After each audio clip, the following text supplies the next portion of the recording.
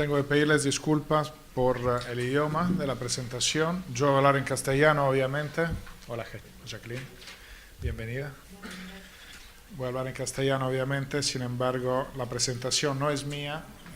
La presentación ha sido generada para un proceso de recapacitación de todo el personal del FIDA para informarlo y ajustar la organización interna del FIDA a las muchas novedades que se han dado en estos últimos 2 años a partir de la llegada del presidente Humbo, que manda sus saludos a propósito, junto a la directora regional, la peruana Rosana Polastri,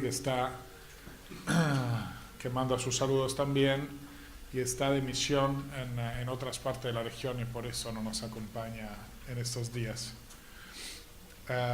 Les voy a presentar lo que la gerencia superior del FIDA nos ha presentado a nosotros en los últimos tiempos.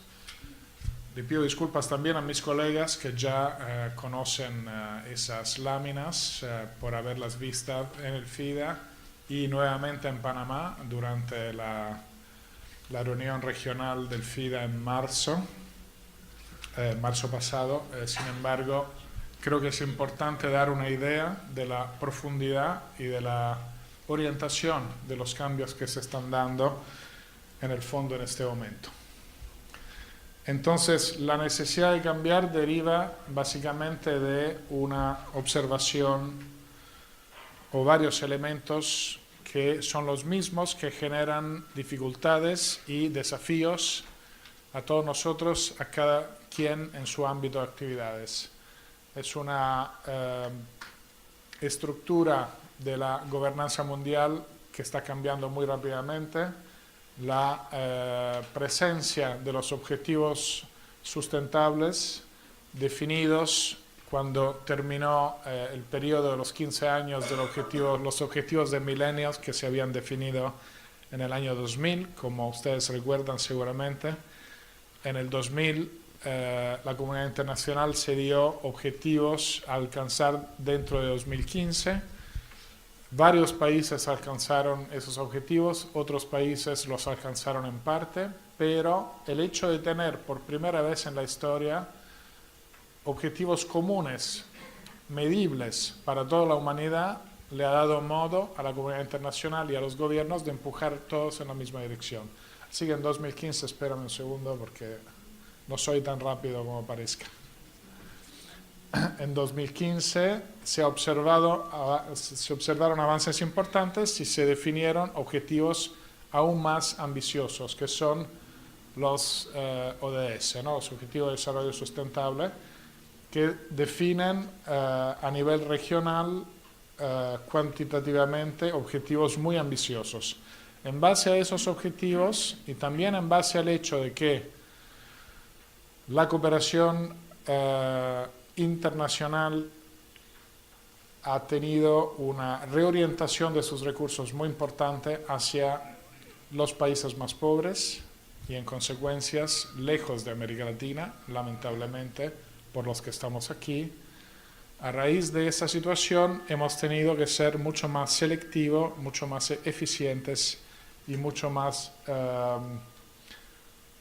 transparentes, no en el sentido de que antes no éramos transparentes, sino en el sentido, como se hablaba hace poco antes de empezar esta reunión, darle más importancia a la cuantificación de los resultados, mostrar lo que estamos haciendo. Antes nos parecía suficiente hacer lo que hacíamos y que nuestros superiores directos pudieran ver los resultados. Ahora ya no, es el público entero, el público que va a votar a cada elección y elige un gobierno soberanista o un gobierno socialista o un gobierno conservador, un gobierno que sea. Es el público entero que precisa tener acceso a esa información, saber para qué se destinan recursos que evidentemente por estar en la cooperación internacional no se van a los gastos de educación o a financiar los gastos en salud o en seguridad o en otros rubros que son igualmente importantes para todos los pueblos del mundo. Entonces, la responsabilidad de reportar sobre resultados ha aumentado mucho. Y tenemos cifras, digamos que en América Latina son relativamente pequeñas porque es solo una parte de lo que a nivel mundial nos hemos comprometido todos los países a resolver. Y las agencias de la ONU y los bancos internacionales tienen la responsabilidad primaria de apoyar a los gobiernos para llegar a estos objetivos sustentables. Entonces el esfuerzo tenemos que redoblarlo. En América Latina tenemos a 780 millones de personas aproximadamente, el 20%, según dicen las estadísticas, el 20% de la población está en el medio rural. Sabemos que hay mucha más gente de lo que dicen las estadísticas, pero los parámetros estadísticos para definir urbano y rural lo deciden los países, entonces el resultado es este, que en el papel el 20% de la gente está en medio rural y el resto está en ambiente urbano, lo que se traduce también en mucho mayores inversiones hacia el ambiente urbano y la población urbana respecto a la rural.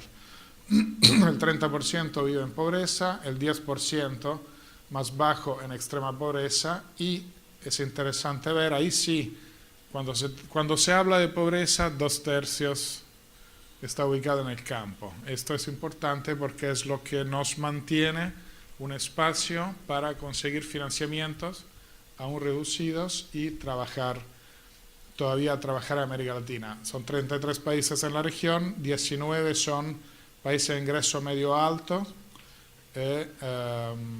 3 países de ingresos altos directamente, entonces donde según muchos socios del FIDA no deberíamos estar para nada, pero estamos insistiendo para seguir trabajando países como Argentina, países como Uruguay, para mencionar el país anfitrión de esta conferencia, ya son parte del G20, son parte de una situación económica en promedio que no debería estar recibiendo apoyo de un fondo destinado a países pobres.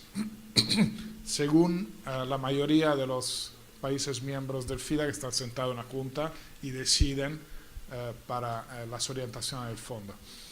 Esto es el monto asignado para el periodo de reposición llamado FIDA 11, que va de 2019 a 2021, son 251 millones y 300 mil dólares de Estados Unidos para toda la región para 3 años. Esto es el fondo FIDA, que obviamente se multiplica con cofinanciamientos, con partenariados y con fondos nacionales y estaduales o provinciales o departamentales según la estructura de cada país, lo que da un resultado, digamos, más grande en términos de inversión total, que creo que está por los 1.700 millones de programa activo, lo vamos a ver más adelante.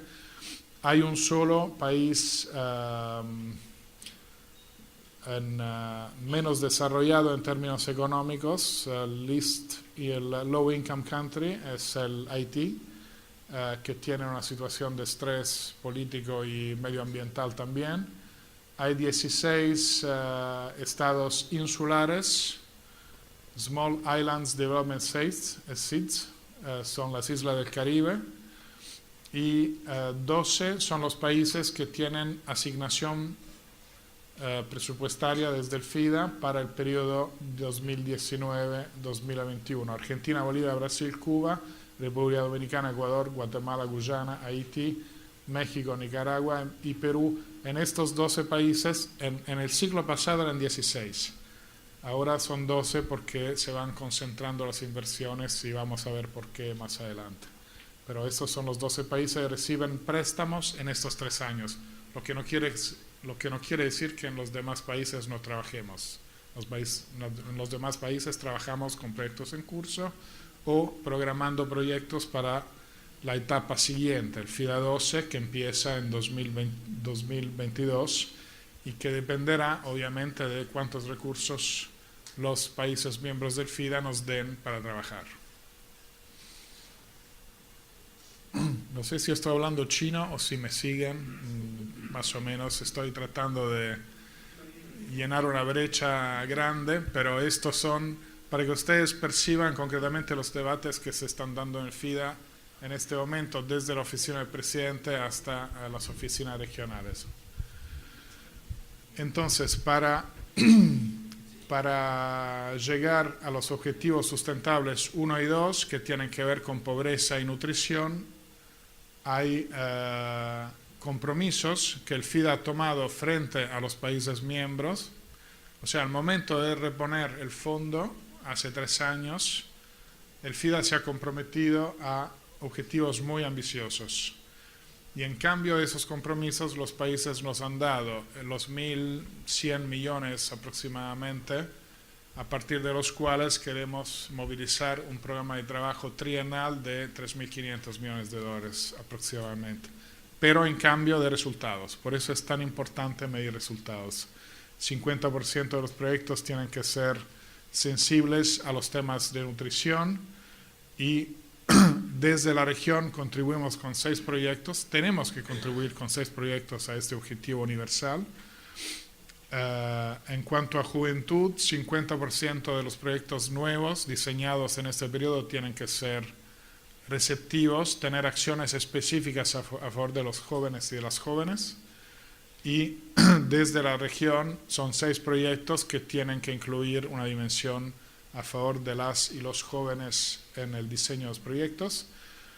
El 25% tiene que ser transformador en género, quiere decir simplemente tiene que ser inclusivo de las mujeres, pero no de forma simbólica. O sea, las mujeres tienen que ser parte de las decisiones ejecutivas, parte de las decisiones económicas, deben ser claramente miembros a todos los niveles de decisión del manejo de los recursos y de la orientación de esos recursos que se dan a través de los proyectos. 3 de esos proyectos deben tener una estructura transformativa para las relaciones entre géneros.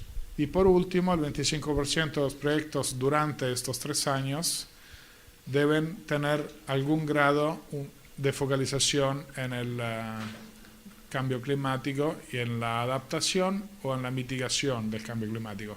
O sea, tienen que incluir el 25% de los proyectos acciones en contra del cambio climático en curso, o sea, un cuarto del programa de trabajo serían 63 millones, o sea, un cuarto de los 251 que vimos antes.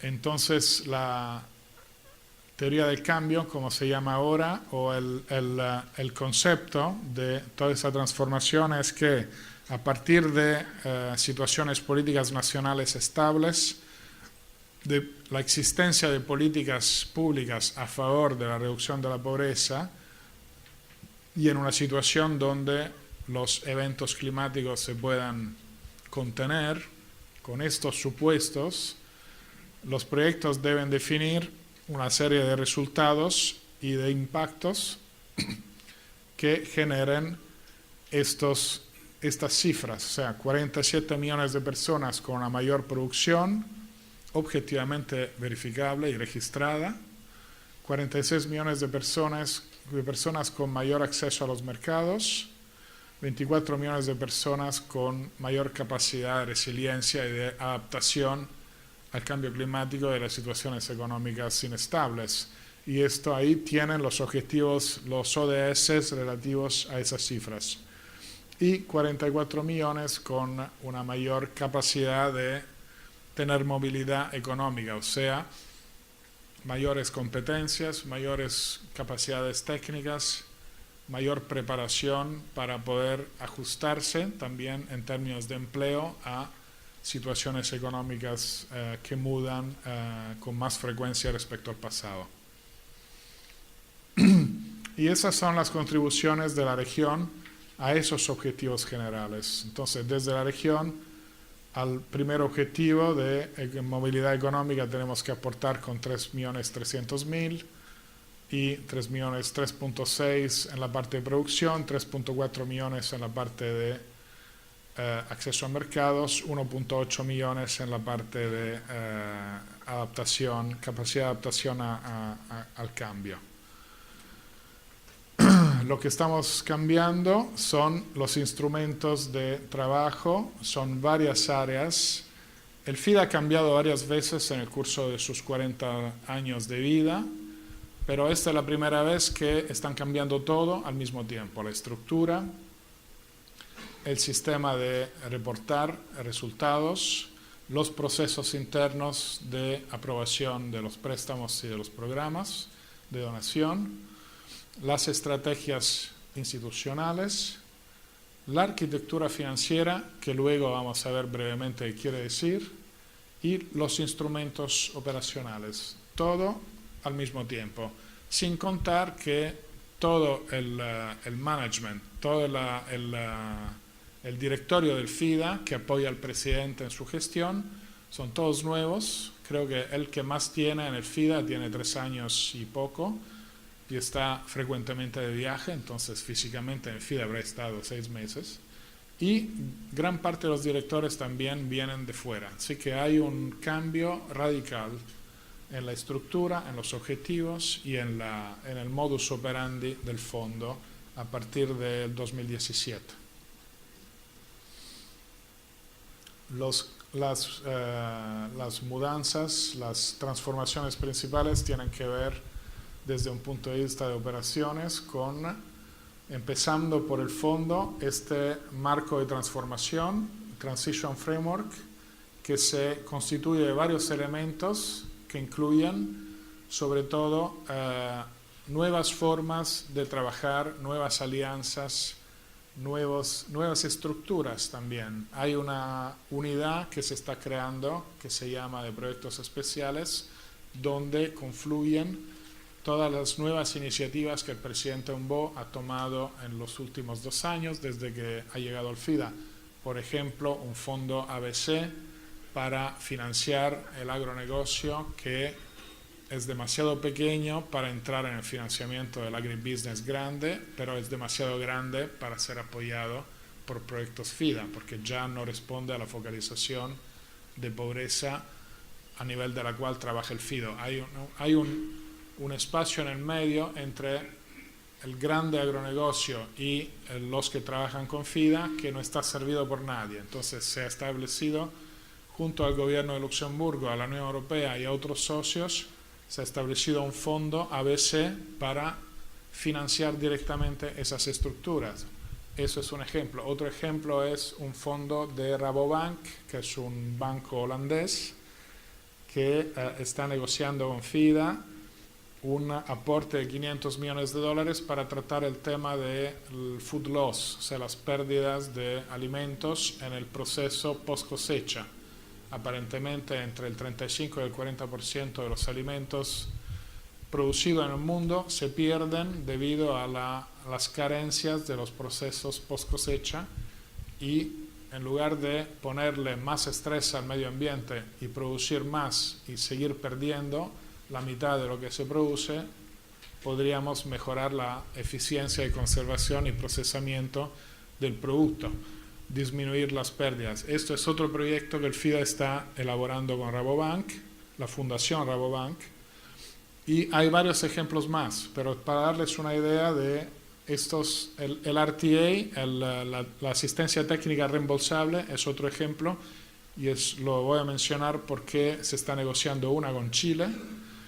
Es una instancia en la cual, en lugar de entrar con un proyecto de desarrollo de inversión o con un programa de donación, el FIDA entra a un país. Si al país no le interesa tomar préstamos, como es el caso de Chile, con pocas excepciones, el FIDA entra con una propuesta de asistencia técnica en una región particular a pedido del gobierno, y el gobierno le paga al FIDA para ese servicio, asistencia técnica reembolsable, RTA. Son varios nuevos instrumentos que aumentan la oferta desde el FIDA a los países miembros, que hasta ahora estaba básicamente limitada a préstamos y donaciones, punto.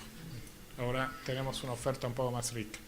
La selectividad de los países, para tener más impacto en los países donde trabajamos, se ha bajado el número de países que reciben préstamos en este trienio del FIDA 11, de 2019 a 2021, ha bajado el número de 102 a 80 y en consecuencia ha aumentado la disponibilidad por país de recursos para tener un mayor impacto y una mayor capacidad de apalancar recursos de cofinanciadores. Y la arquitectura financiera, que merecería todo un discurso aparte, pero para ser sintético,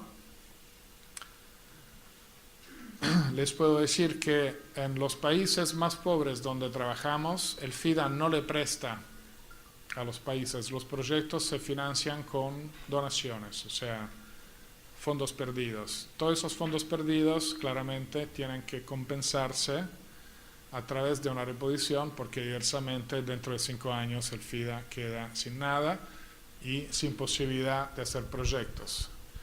Y en gran parte de África se trabaja dentro de un marco que se llama DSF, Debt Sustainability Framework, el marco de sustentabilidad de la deuda, que básicamente canaliza recursos gratis a los países. Y por eso el FIDA necesita recuperar esos recursos y los países donantes lo hacen a través de la reposición, solo que los países donantes no quieren que su reposición al fondo se destine a países de ingreso medio alto, de ingreso alto, como son muchos de los países de Latinoamérica. Entonces el FIDA ha decidido acceder a los mercados libres de capitales para poder responder a las demandas de los gobiernos, también de los países del BRICS, los países más ricos, digamos, con mayor capacidad económica. Como no recibimos más recursos de la forma tradicional, porque estos recursos se van a compensar el financiamiento de países más pobres, para los países menos pobres, a futuro estaremos financiando nuestras operaciones a partir de acceso a los mercados de capitales.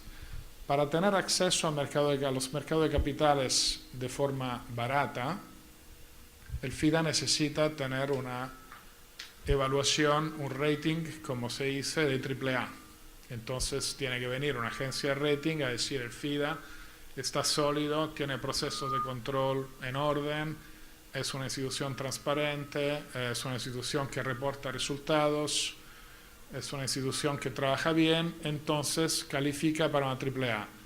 La AAA influencia, o la AA o la A+, según el voto que nos den. Esto influencia el costo del dinero cuando el FIDA accederá a los mercados de capitales, porque esos capitales luego los repasa a los países que los piden. Entonces es muy importante para el FIDA en este momento tener la calificación AAA para poder acceder a recursos baratos y pasarlos baratos a los países que los piden.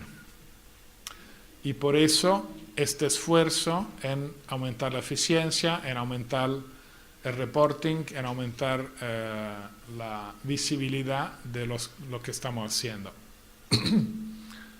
Bueno, estos son elementos de variación más internos. Se ha revisado el proceso de diseño, que antes tenía un recorrido que duraba 17 meses en promedio, ahora debería durar 8 meses, así que se ha reducido el periodo de diseño y de aprobación de los proyectos para darle mayor eficiencia a los procesos. Y también se descentralizó el fondo, se abrieron 43 oficinas subregionales para acercar todos los funcionarios que están en operaciones, acercarlos y acercarlas a los proyectos y a los países que piden operaciones al FIDA. También se ha disminuido el tiempo de espera entre una aprobación de un proyecto y el primer desembolso. Antes el tiempo era en promedio de aproximadamente 1 año y medio y ahora el compromiso es que sea máximo de 1 año. Entonces, como ven, los tiempos de espera, que en esta región son particularmente importantes porque los parlamentos tienen que ratificar los préstamos, hay procesos objetivamente largos, el tiempo que nos dan a nosotros desde el FIDA, a raíz de los compromisos asumidos en el FIDA 11 por las razones que acabo de explicar, los tiempos que nos dan son menores y por eso aumenta en consecuencia la presión por parte de nuestros colegas hacia sus gobiernos para agilizar y acelerar los procesos de ratificación, los procesos de aprobación de los préstamos. Y obviamente el tema del reporting, el tema del monitoreo de evaluación que ya mencioné, es muy importante, la transparencia y un compromiso asumido, entre otros, es que el 100% de las operaciones del FIDA para el final del periodo de FIDA 11, que es diciembre de 2021, esté monitorado, esté registrado por razones de transparencia nuevamente. Bueno, creo que aquí hay mucho detalle, pero solo voy a decir de esto que la movilización de recursos adicionales es fundamental en esta nueva configuración del FIDA y que a partir de una reposición de 1.100 millones de dólares, el FIDA quiere llegar al objetivo de tener un programa de préstamos y donaciones de 3.500 millones de dólares y posiblemente una expansión a través de, nuevamente, cofinanciamientos y participación de otros socios, tener un programa de trabajo de 8.400 millones de dólares en el periodo 2019-2021.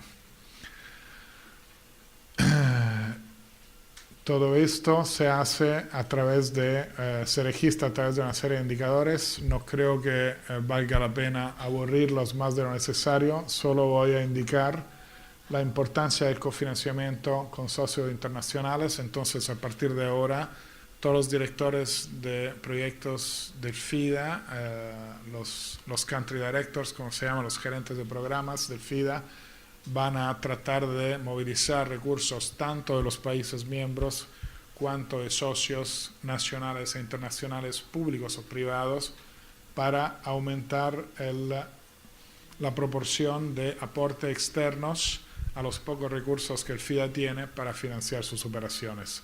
Y también mencionar lo que está en el cuadrito, en el rectángulo en verde, que hay objetivos específicos cuantitativos muy altos, como ven, 90%, no sé si se lee, pero 12 millones de personas con mayor nutrición, el 90% de los informes finales de los proyectos actualmente en curso, que tengan una equidad de género en los resultados registrados, 120 millones que reciban servicios, 120 millones de personas que reciban servicios de los proyectos,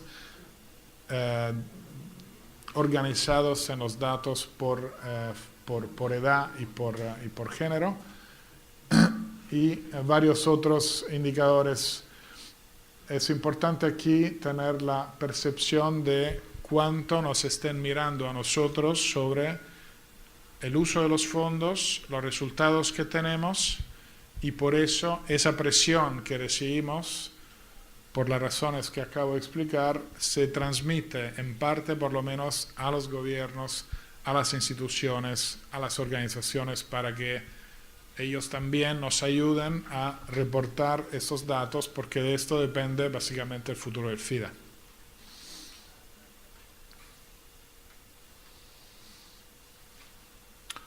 Bueno, acciones concretas, expandir el cofinanciamiento ya desde la etapa de programación estratégica en cada país, definir objetivos de cofinanciamientos en cada oficina subregional.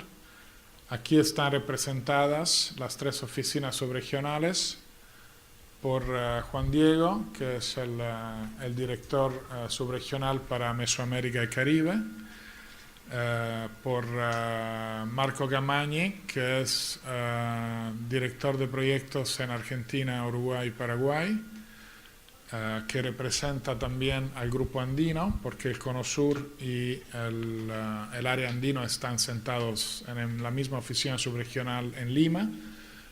y Ardi Vieira, que representa a la oficina de Brasil, que es subregión aparte por su tamaño y por su peso financiero. Entonces aquí están representadas las tres áreas que tienen también objetivos de cofinanciamiento en cada subregión, nacional e internacional.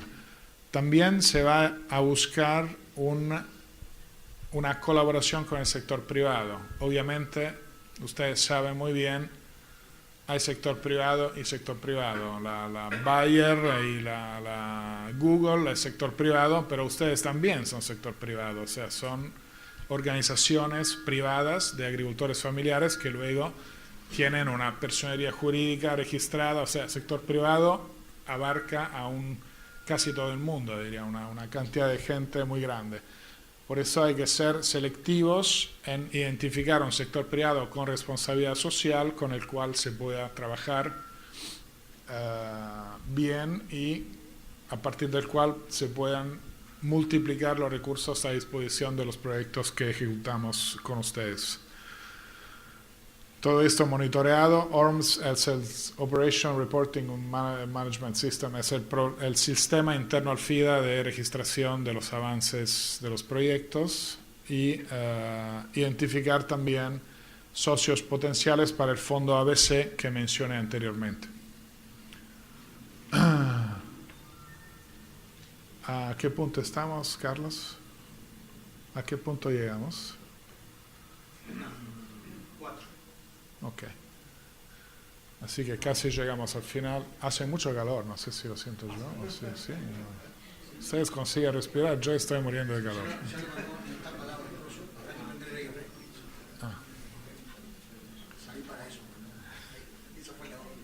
No, pensé que era yo porque estoy presentando. No. Es la presentación que está aumentando la temperatura de todo el mundo. Muchos números. Sí.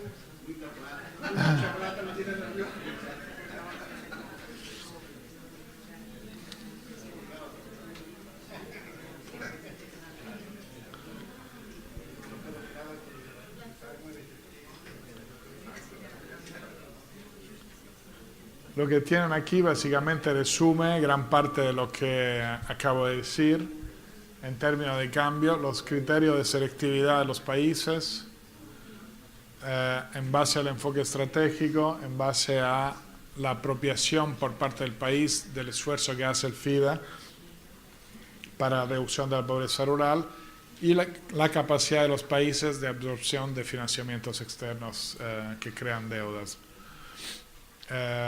Nuevo sistema de focalización, nuevos procedimientos para la estrategia país, nuevas herramientas para entrar en países que no sean parte de los 12 que reciben préstamos y proyectos financiados por préstamos a través de RTA, que es la asistencia técnica reembolsable de la cual ya hablé, iniciativas de cooperación sur-sur y triangular, donde el FIDA triangula hace de puente entre dos países que quieran colaborar pero no tienen cómo entrar en contacto, y diálogo de políticas, que es un tema muy importante. En relación a la cooperación sur-sur, muchos de ustedes ya lo saben, pero el FIDA ha creado un centro de cooperación sur-sur y gestión del conocimiento en cada región donde trabaja. En el proceso de centralización se han creado esos centros. El de Asia está en Beijing,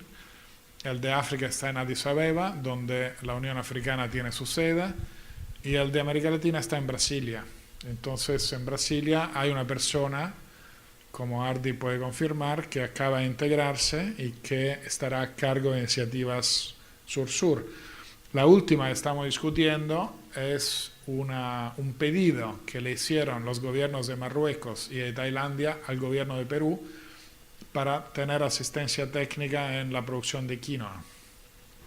Entonces le pidieron al FIDA apoyar esa triangulación y estamos viendo cómo movernos entre idiomas y realidades tan diferentes, pero la idea es no solo financiar proyectos, sino también estar en condición de tomar especialistas de Perú o de Bolivia que saben de quinoa y mandarlos o mandarlas a Marruecos, siempre que alguien traduzca al francés o al árabe, o mandarlas a Tailandia para establecer canales de comunicación y cooperación comercial y de investigación directos, ¿no? Y el diálogo de políticas obviamente es fundamental en esta región. Sí, dale. Estamos llegando al final, no se desesperen, estamos cerca de... Pero creo que es importante porque esto nos ha ocupado durante los últimos 2 años, así que yo creo que es muy importante que ustedes estén al tanto de lo que pasa allá, porque si no es difícil entender a veces lo que los colegas acá les piden y opinan, ¿no? Entonces básicamente tenemos ya un proceso de diseño concentrado que antes se llevaba a cabo en una línea de tiempo de 17 meses y ahora se concentra en 8, está mucho más empujado, mucho más compreso. Una gestión de la cartera más ágil, hay herramientas sobre todo en los países más débiles, nuevamente hablamos de África y del sudeste asiático, facilidades para encaminar los proyectos al principio y posibilidad de reestructurar el programa nacional. Lo que antes no se podía hacer era, si un proyecto funcionaba mejor que otro, era tomarle una parte de recursos a ese proyecto y colocarlos en el proyecto que mejor funciona, para no perder ese recurso a nivel nacional. Esto obviamente es más fácil decirlo que hacerlo, porque los recursos casi siempre en América Latina están vinculados a una ley nacional aprobada por el Congreso y no se pueden transferir así con una firma, pero en otros países sí se puede. Entonces esta es una facilidad que el FIDA ofrece ahora, da la posibilidad de transferir recursos de un proyecto a otro en el ámbito del mismo programa país en caso de necesidad. Y la supervisión continua, que está asegurada por la presencia más cercana del personal del FIDA, ¿no? Todo el personal de operaciones ha sido transferido en las regiones durante el año pasado, así que a partir de este año todo el departamento de operaciones, a excepción del economista regional y de la encargada de consejera de programa a la directora, Luisa Migliaccio en el caso de América Latina, que estamos en Roma con la directora regional. Todas las divisiones regionales han descentralizado su personal. Entonces hay una cercanía mayor y una mayor facilidad de acceder a funcionarios y funcionarias del FIDA en caso de necesidad, tenerlas más seguido. No son solamente los country directors, los directores de programas o los gerentes de programas que se han transferido, sino también los especialistas técnicos. En el FIDA hay 2 divisiones técnicas, para la parte de producción y para la parte de intervenciones sociales, y ese personal también en gran parte se ha desconcentrado. En el caso de América Latina, el personal técnico de la parte de producción está basado en Lima, pero con responsabilidad regional, y los colegas de la parte social ambiental están basados en Panamá, pero siempre con responsabilidad regional. Entonces también tenemos al personal, colegas de la dirección financiera, o sea, una descentralización masiva, y ahora 1/3 de la plantilla del personal del FIDA está descentralizado, y antes eran pocos casos, ahora son 1 de 3. Y el proceso continúa. Y hay una evaluación del impacto ambiental y social de las operaciones, el SECAP, que es mucho más riguroso que antes para asegurar que las operaciones del FIDA no hagan daño, sino posiblemente mejoren la situación de medio ambiente y de focalización hacia la pobreza, y una nueva estrategia de gestión del conocimiento que se acaba de presentar a la Junta Directiva en mayo ahora, hace 2 semanas. Entonces, para concluir, esto es lo que se quiere conseguir con todos esos cambios: una capacidad mejorada y fortalecida de reportar resultados en tiempo real, datos de mejor calidad, en los sistemas internos de registración, que son GRIPS y ORMS, que nuestros colegas conocen muy bien, que son básicamente los sistemas informáticos que registran todos los avances que se observan a través de los sistemas de monitoreo, de seguimiento y evaluación de los proyectos, y a través de las misiones de supervisión y de apoyo a la implementación del FIDA. Una mayor transparencia por el hecho de registrar todos esos datos, lo que antes se sabían entre colegas, pero no eran accesibles al resto del mundo. Ahora estos datos están online.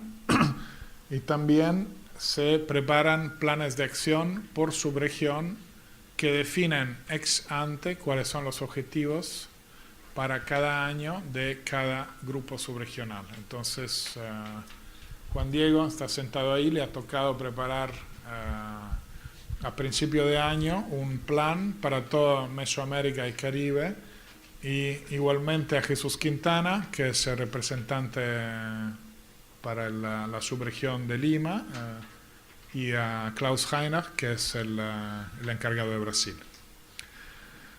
Y el involucramiento con los beneficiarios, esta es la parte que debería interesar más. Se hacen encuestas a los que aquí en inglés se llaman clientes, pero son los socios, son los beneficiarios, los parceiros, diríamos en Brasil, del FIDA, de las operaciones. Hay un portal para los países miembros y sus representantes.